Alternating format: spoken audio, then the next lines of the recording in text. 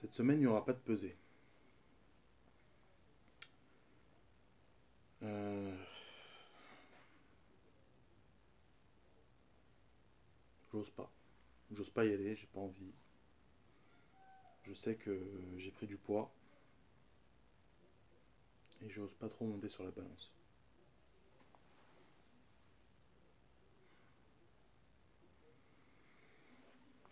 Ça fait longtemps qu'on s'est pas vu, hein. Ouais, ça a été un peu dur ces dernières semaines. J'ai beaucoup craqué. J'ai vraiment mangé que de la merde.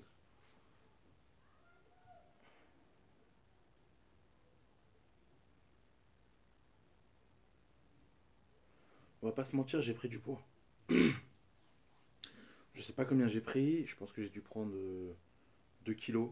Je pense pas beaucoup plus. Mais là, j'ose vraiment pas remonter sur la balance. J'ai pas envie de. Ça va vraiment m'achever, quoi, si je monte sur la balance.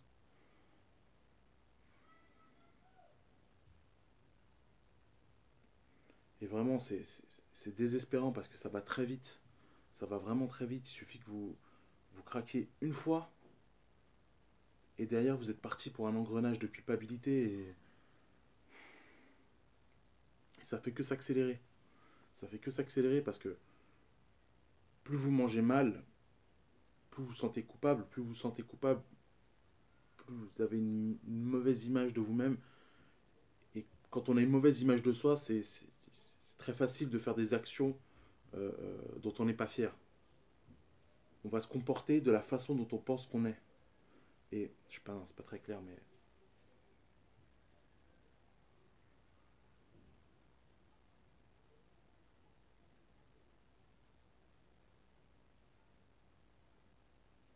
voilà, si je me pense comme un gros porc, je vais me comporter comme un gros porc. Et, et ça s'auto-alimente.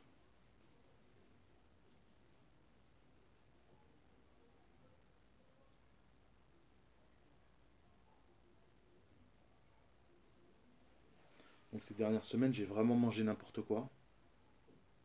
Des grecs, des pizzas, des conneries en tout genre. J'avais arrêté le coca pendant plusieurs mois, je l'ai repris. Et, je sens vraiment que ça me fait pas du tout du bien, tant au niveau physique qu'au niveau moral. Et c'est lié. Et c'est pour ça qu'il n'y a pas eu de Il est rigolo le gros ces derniers temps. Parce que, en plus, ça entraîne une déprime. Tout ça, ça entraîne une déprime. Et quand t'es déprimé, t'as pas d'énergie, tu traînes au lit, tu fais que jouer à la console ou à regarder des séries. Et ouais, j'ai vraiment pensé à arrêter, quoi.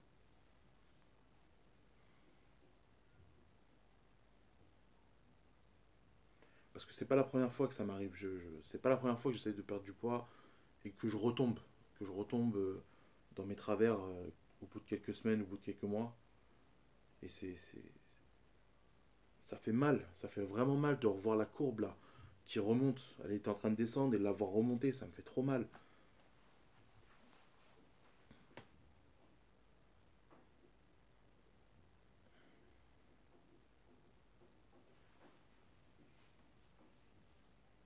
Et je sais pas comment faire. Chaque jour, je me lève en me disant, ok, aujourd'hui, tu vas manger proprement. Si tu as le temps, tu vas aller à la piscine ou faire un peu de muscu. Et, euh, et au début, ça se passe bien. La matinée, je prends un bon petit déj, je suis content. Déjeuner, déjà, ça devient un peu plus difficile. J'ai des tentations euh, d'aller manger avec des collègues ou ce genre de choses, ou même manger tout seul. Mais je commence à avoir des tentations et au final, en général, le déjeuner, ça tient. Puis ensuite, quand je rentre du travail, je suis fatigué. Je finis par craquer, commander un truc et je me sens sale quand je le fais. C'est vraiment une drogue. Je me sens sale quand je le fais. Et ça me renvoie une mauvaise image de moi.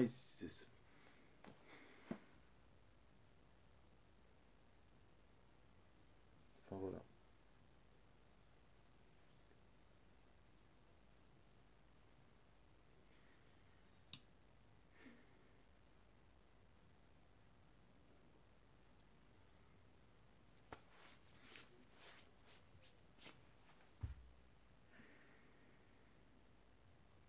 j'ai pas envie d'arrêter, j'ai pas envie d'arrêter de faire des vidéos, j'ai pas envie d'arrêter cette série, j'ai vraiment envie que ça marche.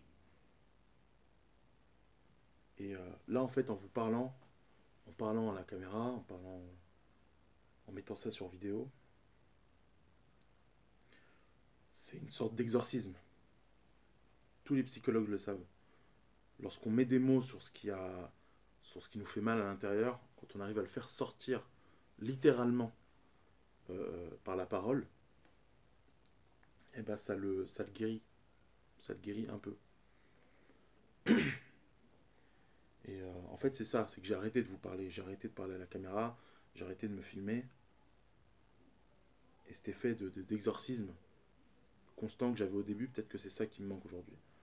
Il faut que je m'y remette, il faut que je me remette à me filmer. Et j'ose plus trop en fait, j'ose plus trop, je sais pas pourquoi, j'ose plus trop de me filmer, c'est con, mais faut que je m'y remette.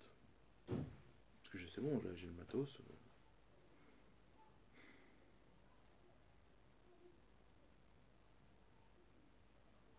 Bon.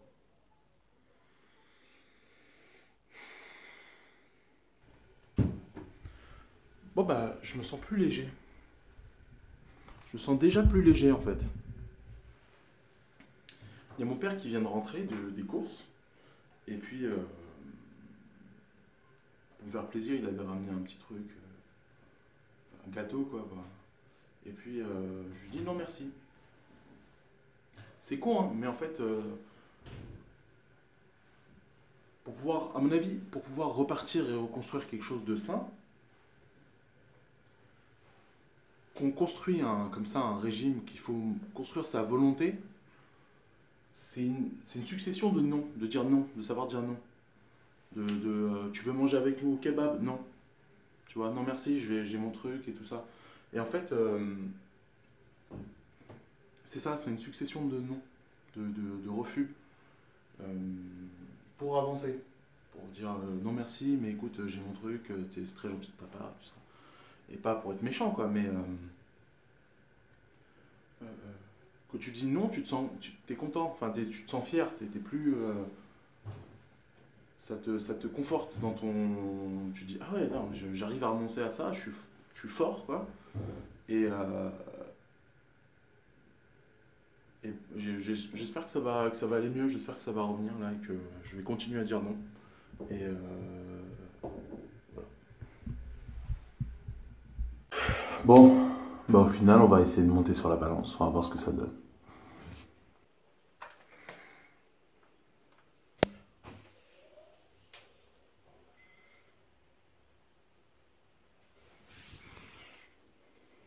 Ça va, ça va. C'est quand même quelque chose de très curieux, la motivation. Depuis que je suis tout petit, on me dit il te faut de la motivation, il faut du courage, il te faut de la volonté pour perdre du poids, il faut que tu fasses des efforts. Et je me suis toujours demandé, mais vas-y, montre-la-moi la motivation. La motivation, c'est quoi? Ça s'achète, ça se boit, ça vient d'où?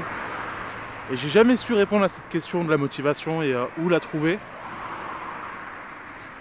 Et ces dernières semaines, j'en avais pas du tout. Alors pas du tout. J'achetais n'importe quoi, je mangeais n'importe quoi.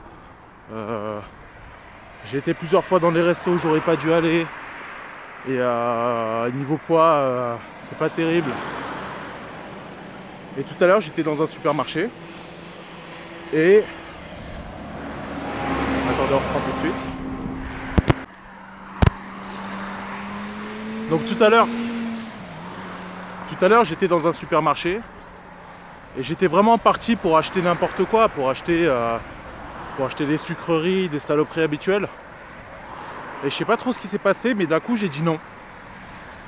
J'ai dit non et j'ai ma motivation qui est revenue, mais d'un bloc. C'est-à-dire que j'ai viré toutes les saloperies de mon sac, de mon caddie, et j'ai acheté que des fruits, des légumes, des trucs cool. Et mais vraiment d'un coup quoi. Et par exemple, je suis épuisé, on est mardi, je reviens du travail là, je suis vraiment fatigué. Et pourtant, j'ai trouvé la motivation d'aller à la piscine. Et je sais pas d'où ça vient cette histoire. Je sais pas d'où ça vient la motivation. Qu'est-ce qui fait qu'à un moment, boum, tu as un déclic et tu y vas. Mais là, elle est là. Donc je vais en profiter au maximum. Et puis j'espère pas la perdre de sitôt.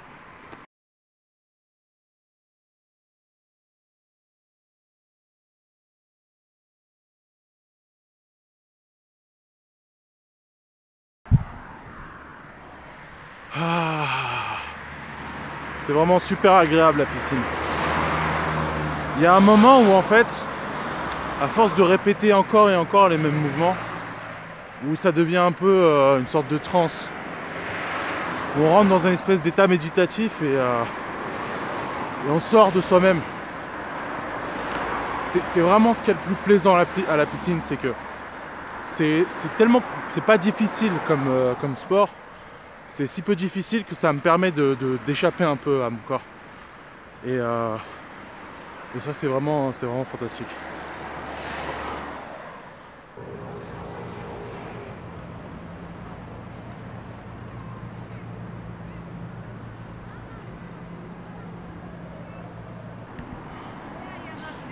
Alors, salut, ce soir les copains, c'est assez spécial. J'ai été invité par des amis à assister au spectacle de Dedo, vous savez, l'humoriste. Et voilà, bah, je suis à Paris pour aller le voir. On va voir ce que ça donne. La semaine dernière, j'ai été voir un spectacle amateur avec le Pas Content Comedy Club. Et là, on va voir quelqu'un du Jamel Comedy Club. On va voir la différence entre un spectacle amateur et là, un spectacle professionnel. C'est la première fois que je vais voir un humoriste en spectacle. En scène, sur scène, vraiment. J'avais juste vu des retransmissions ou voilà, des enregistrements, mais c'est la première fois que je vais voir directement un humoriste sur scène.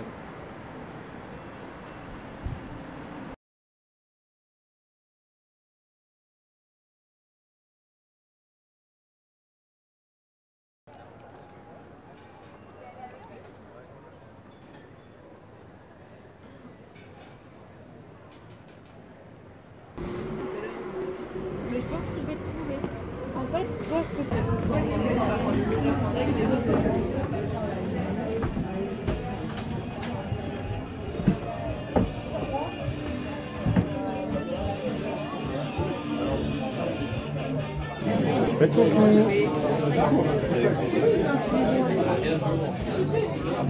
l'oreille interne. Je t'oublie pas.